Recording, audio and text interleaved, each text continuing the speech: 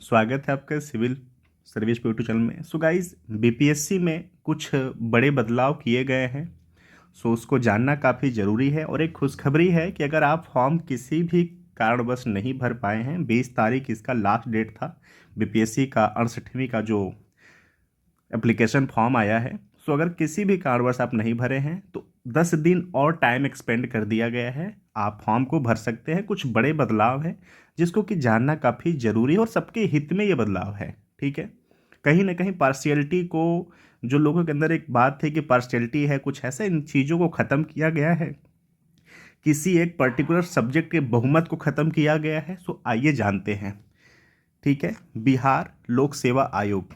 ठीक है, और हाँ, ये बदलाव 68वीं बीपीएससी का जो पेपर होने वाला है उससे लागू होने वाला है। यानी जो अब पेपर जो फॉर्म आया है जिसका डेट 20 तारीख था लास्ट, उसको 10 दिन और बढ़ाया गया है।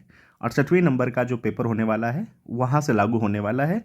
सो क्या है, नंबर 1 में है खंडिका 8.1.2 में अंकित है कि प्रारंभिक परीक्षा में गलत उत्तर के लिए नकारात्मक अंकन यानी निगेटिव मार्किंग लागू की जाएगी।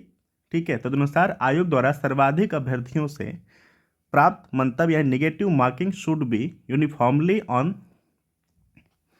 All the 150 questions. In this case there will be 1 mark for correct answer and 1/4 for wrong questions। ठीक है, यानी एक जो क्वेश्चंस होगा 1 नंबर का, ठीक है, क्लियर, और 1/4 मार्क्स माइनस किए जाएंगे अगर आप गलत उत्तर देते हैं ऑप्शन में। ठीक है, और क्या बातें यहां पर है, प्रत्येक प्रश्न जिसके लिए अभ्यर्थी द्वारा गलत उत्तर अंकित किया गया है, ठीक है, 1/4 या 0.25 अंक दंड स्वरूप घटाया जाएगा।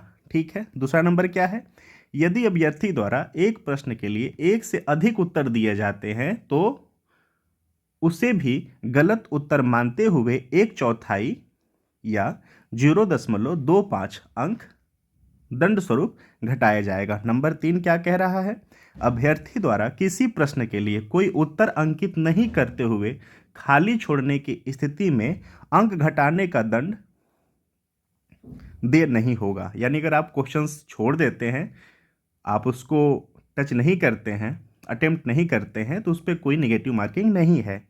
नंबर 2 में क्या कहा गया है, कंडिका 2.8.2 मुख्य लिखित परीक्षा में वैकल्पिक विषय के स्केलिंग यानी नॉर्मलाइजेशंस की समस्या के समाधान हेतु अभ्यर्थियों द्वारा दिए गए मंतव्य के आलोक में आयोग द्वारा संयुक्त मुख्य लिखित प्रतियोगिता परीक्षा की संरचना में भी संशोधन किया गया है। ये काफ़ी इंपॉर्टेंट है और आपको जानना चाहिए। विषय कोड, विषय पूर्णांक और परीक्षा की अवधि। ठीक है, विषय कोड 1 में सामान्य हिंदी है जिसका कि मार्क्स 100 नंबर का है और समय 3 घंटे का है। कोड 2 सामान्य अध्ययन जीएस फर्स्ट। ठीक है, इसका जो मार्किंग है 300 नंबर का है, समय 3 घंटे का है। विषय कोड 3 सामान्य अध्ययन पत्र 2, मार्किंग 300 नंबर का है और समय 3 घंटे का है। ठीक है, विषय कोड 38 निबंध यहाँ पर ऐड किया गया, एक नया आया है। ठीक, और यहाँ पर जो मार्किंग है वो 300 नंबर का है और समय 3 घंटे का है। ठीक, 4 से 37 तक वैकल्पिक विषय एमसीक्यू आधारित 100 अंक का और समय 3 घंटे का है। अब यहाँ पे आपको ध्यान देने वाली बात है जो कि हम आगे बात करेंगे। ठीक है, सामान्य हिंदी में 30% प्राप्तांक प्राप्त करना अनिवार्य होगा। यानी जो सामान्य हिंदी है, ठीक है, इसमें ये क्वालिफाइंग नेचर का यहाँ पर रखा गया है। ठीक है, जिसमें कि 30% प्राप्त करना अनिवार्य होगा, किंतु मेधा निर्धारण के प्रयोजनार्थ इसकी गणना नहीं की जाएगी। इसी प्रकार वैकल्पिक विषय में राज्य सरकार द्वारा निर्धारित न्यूनतम प्राप्तांक प्राप्त करना अनिवार्य हो गया, परंतु मेधा निर्धारण के प्रयोजनार्थ इसकी गणना नहीं की जाएगी। यानी बात यहाँ पर यह किया जा रहा है कि जो सामान्य हिंदी है और जो वैकल्पिक विषय के 100 अंक वाले MCQ हैं, इनको कट ऑफ नेचर का रखा जाएगा। इनके आधार पर आपका जो मेरिट लिस्ट है नहीं बनेगा। आपका जो मेरिट लिस्ट है वह सामान्य अध्ययन पत्र फर्स्ट, सामान्य अध्ययन पत्र 2, ठीक है, और निबंध, इसके आधार पर आपकी मार्किंग की जाएगी और मेरिट लिस्ट बनेगा। जो MCQ बेस आपका वैकल्पिक विषय है ऑप्शनल, और जो जनरल हिंदी है ये क्वालिफाइंग नेचर के रहेंगे, ठीक है। ध्यातव्य रहे कि प्रत्येक अभ्यर्थी को वैकल्पिक विषयों की सूची में से मात्र एक वैकल्पिक विषय का चयन करना होगा।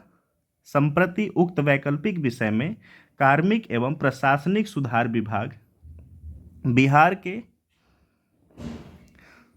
संकल्प संख्या 2374 दिनांक 16/7/2007 एवं सामान्य प्रशासन विभाग बिहार के संकल्प ज्ञापन 262 दिनांक 22/1/21 के द्वारा सामान्य वर्ग के लिए 40%, पिछड़ा वर्ग के लिए 36.5%, अत्यंत पिछड़ा वर्ग के लिए 34% एवं अनुसूचित जाति जनजाति महिला एवं दिव्यांग उम्मीदवारों के लिए 32% निर्धारित न्यूनतम अर्हतांक प्राप्त करना अनिवार्य होगा, ठीक है। किंतु मेधा निर्धारण के प्रयोजनार्थ इसकी गणना नहीं की जाएगी। यानी यहाँ पर कैटेगरी वाइज आपको जो क्वालिफाइंग नेचर है उसकी बातें यहाँ पर किया गया है। इस प्रकार सामान्य अध्ययन फर्स्ट, सामान्य अध्ययन सेकेंड तथा निबंध से प्राप्त अंकों के आधार पर ही मुख्य परीक्षा मेधा सूची तैयार की जाएगी, ठीक है। 68वीं संयुक्त प्रारंभिक प्रतियोगिता परीक्षा के ऑनलाइन आवेदन भरने की पूर्व निर्धारित तिथि को निम्न प्रकार से विस्तारित किया जाता है। ऑनलाइन आवेदन संबंधी जो प्रक्रिया है, ऑनलाइन आवेदन भरने की अंतिम तिथि ये अभी वाला 20/12/2022 था, विस्तारित कर दिया गया है 30/12/2022 तक। तो अगर आप फॉर्म नहीं भरे हैं तो फॉर्म को भरिए, अगर आप इंटरेस्टेड हैं पेपर को देने के लिए, ठीक है।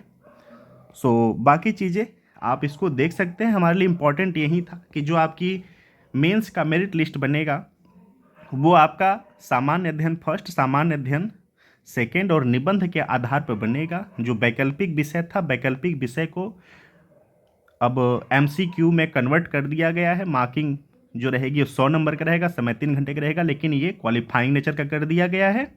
और सामान्य हिंदी को क्वालिफाइंग नेचर का कर दिया गया है, ठीक है। सो आपको यही चीज़ें ध्यान देनी है। आई होप कि आप चीज़ों को समझ चुके हैं, ठीक है।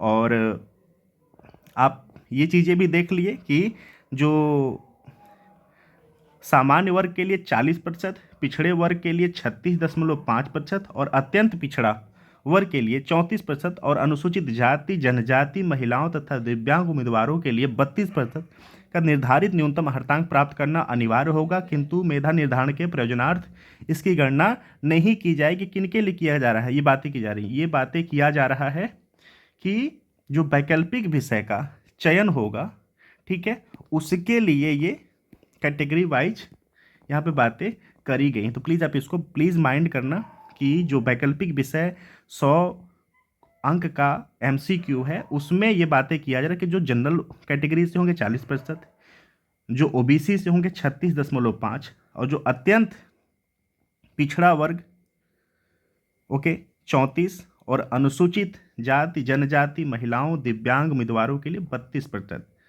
इतना लाना होगा, ओके। सो आई होप कि आपको चीज़ें समझ में आ गई। सो ये बदलाव 68वीं BPSC से लागू हो रहा है। So thank you so much for watching.